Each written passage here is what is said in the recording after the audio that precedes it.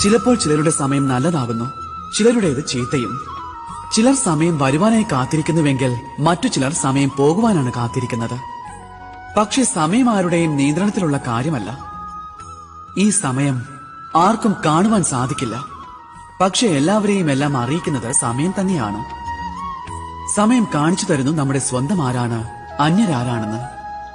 ആരാണ് നന്മ വരുത്തുന്നത്, ആരാണ് ദ്രോഹിക്കുന്നത്, നമ്മുടെ മിത്രമാരാണ്, പിന്നെ നമ്മുടെ ശത്രു ആരാണെന്ന്.